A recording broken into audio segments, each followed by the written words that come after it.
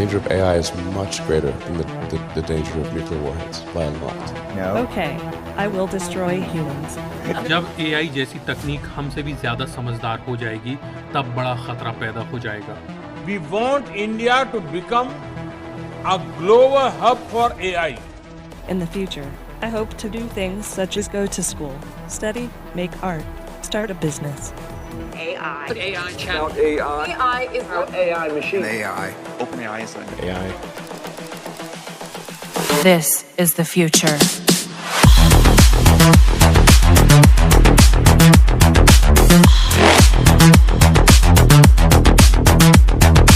Evolution.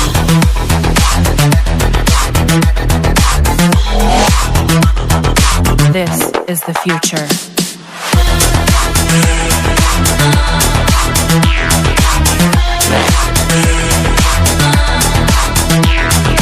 Evolution.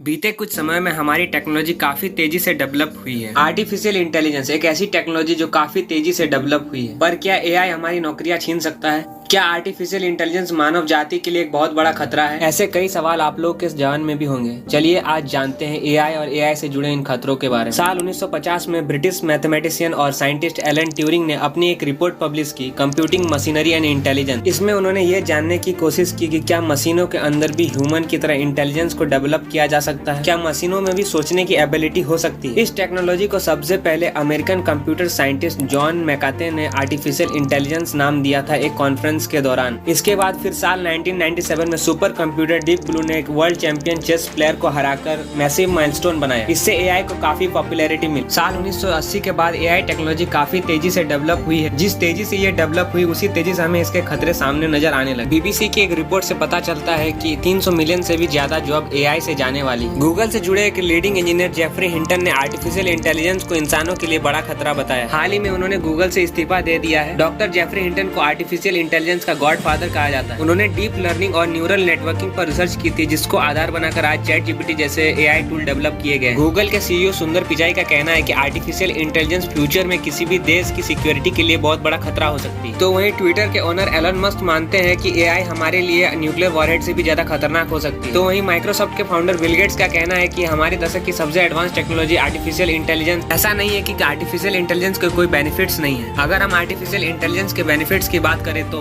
आज artificial intelligence ने हमारी प्रोडक्टिविटी और एफिशिएंसी को काफी हद तक बढ़ा दिया है। Health care, manufacturing, finance, transportation जैसे सेक्टर्स में आर्टिफिशियल इंटेलिजेंस रिस्क फ्री काम भी कर सकती है, जैसे बॉम्ब को डिफ्यूज कर। जिन साइंटिफिक रिसर्च को करने में हमें सालों लग जाते हैं, आर्टिफिशियल इंटेलिजेंस उसे कुछ ही मिनटों में कर सकती है। आज आर्टिफिशियल इंटेलिजेंस ऐसे इमेजेस क्रिएट कर सकती है जो इस दुनिया में एग्जिस्ट नहीं करती। किसी भी प्रोफेशनल राइटर की तरह स्क्रिप्ट लिख सकती है और अनेकों काम आर्टिफिशियल इंटेलिजेंस आज बहुत तेजी से कर सकती है। पीडब्ल्यूसी के एक आर्टिकल के अनुसार ग्लोबल इकोनॉमी में साल 2030 तक एआई का कंट्रीब्यूशन 15.7 ट्रिलियन डॉलर का हो जाएगा। अमेरिकन टेक कंपनी आईबीएम अगले 5 साल में अपने 30% काम को फुल्ली ऑटोनोमस करने वाली है। इससे हजारों की संख्या में जॉब जाएंगे। ब्लूमबर्ग की एक रिपोर्ट दर्शाती है कि ह्यूमन वर्कर्स की जगह आर्टिफिशियल इंटेलिजेंस को काफी कंपनीज प्रीफर कर रही है। आर्टिफिशियल इंटेलिजेंस के इतने खतरे होने के बावजूद कई ऐसे देश है जो आर्टिफिशियल इंटेलिजेंस पर निवेश करना चाहते हैं। ब्रिटेन जैसे देशों को लगता है कि आर्टिफिशियल इंटेलिजेंस में निवेश करने से उनकी इकोनॉमी को बूस्ट मिलेगा। तो वहीं भारत भी चाहता है कि वह वैश्विक हब बने आर्टिफिशियल इंटेलिजेंस के क्षेत्र में। यही कारण है कि आज चैटबॉट की रेस में कहीं ज्यादा कंपटीशन है। गूगल एआई चैटबॉट बार्ड ला रहा है तो माइक्रोसॉफ्ट के पास चैट जीपीटी है। तो वहीं मेटा ने अपना ब्लेंडबॉट लॉन्च किया। इसके बाद एआई के मार्केट में काफी उछाल आया है। ऐसा नहीं है कि आज से पहले हमने किसी तरह के रिवॉल्यूशन नहीं देखा या फिर किसी तरह की टेक्नोलॉजी में डेवलपमेंट नहीं देखा, पर आर्टिफिशियल इंटेलिजेंस आज एक ऐसी टेक्नोलॉजी है जो खुद ही खुद को डेवलप कर सकती है, जो एक खतरे की घंटी है उन लोगों के लिए जिन्होंने इन्हें डेवलप किया। अगर हम आर्टिफिशियल इंटेलिजेंस को ह्यूमन इंटेलिजेंस से कंपेयर करें तो आर्टिफिशियल इंटेलिजेंस आज इतनी तेज है, वह पल भर में कई चीजों को सीख सकती है, सालों की रिसर्च को मिनटों में कर सकती है। जब इतनी एडवांस टेक्नोलॉजी कुछ कंपनियों के हाथों में हो तो यह और भी बड़े खतरे की बात है। इसके मिस यूजेस होने के चांसेस बढ़ जाते हैं, जो कि खतरनाक। हमें फ्यूचर का पता नहीं कि आर्टिफिशियल इंटेलिजेंस से कितनी नौकरियां जाएंगी या फिर हमारे जीवन में क्या बदलाव आएंगे, पर करंट सिचुएशन ये बताते हैं कि आर्टिफिशियल इंटेलिजेंस से हमें खतरा तो है। आपकी क्या राय है आर्टिफिशियल इंटेलिजेंस के बारे में? हमें जरूर कमेंट